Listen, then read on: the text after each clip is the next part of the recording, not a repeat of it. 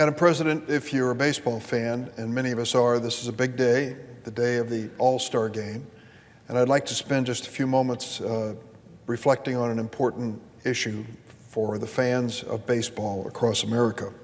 35 million people every year enjoy one of America's great summer experiences, seeing a game at a Major League Baseball park.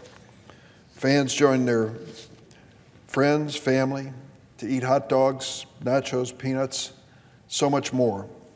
We sing the national anthem together at the start of the game and take me out to the ball game on the seventh inning stretch, a tradition started by a man named Harry Carey in a place called Wrigley Field. Some, the more dedicated fans, keep scorecards of home runs, RBIs, and earned run averages. But sadly, there's another statistic that's been seeing more and more attention lately: injuries to fans. A Bloomberg report from 2014 estimated 1,750 fans suffered injuries in Major League Baseball parks every season. Some are hit by balls, others injured trying to escape being hit by a ball. This is far too many.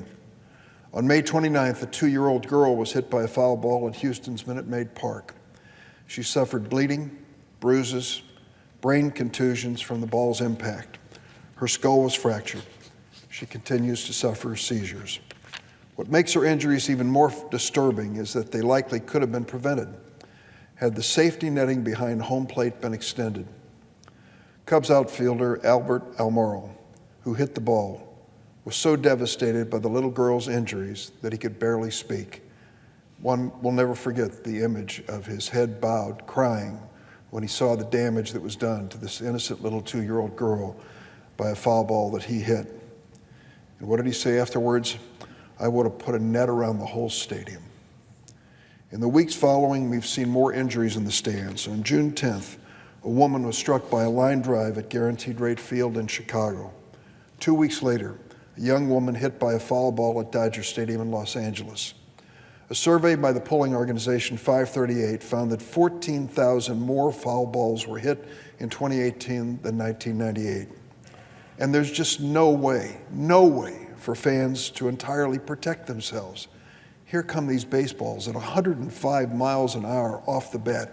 Even if you're watching and attentive, you just can't protect yourself for the people you love that are watching the game with you. Bryant Gumbel made that point in his cable TV show on this very subject.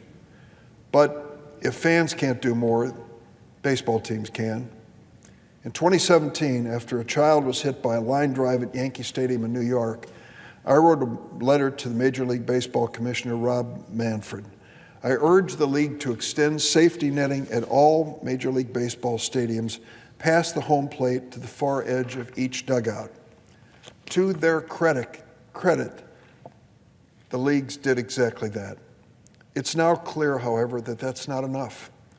The little girl at Minute Maid Park was 10 feet beyond current netting. In June, the Chicago White Sox became the first Major League Baseball team to announce it's going to extend netting to the foul poles.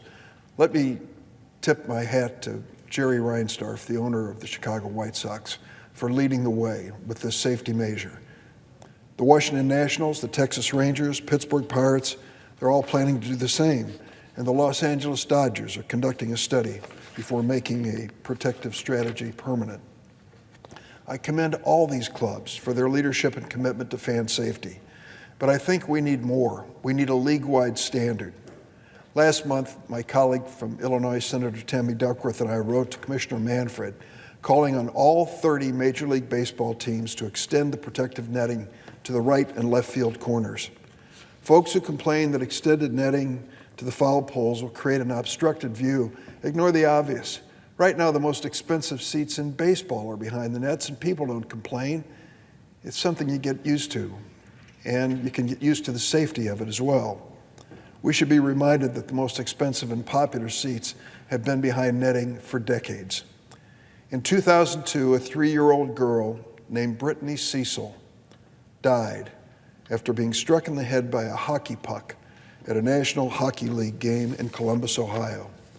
The National Hockey League responded quickly, ordering protective netting behind their goal. Major League Baseball should show equal concern for their fans. Ensuring the safety of fans at baseball stadiums is a tradition that stretches back to 1879, when the Providence Grays put up a screen behind home plate to shield fans from the area that was called the slaughter pen at that time. The increasing number of fans hit by balls makes it clear that new safety standards are needed at ballparks. This week, today, we'll see Major League Baseball's finest players at the All-Star Game. Baseball fans deserve the best too. I urge Commissioner Manfred and all baseball teams to extend safety netting at Major League Baseball parks to the foul poles. Let's not wait until next season. Increasing fan safety is a win for everyone.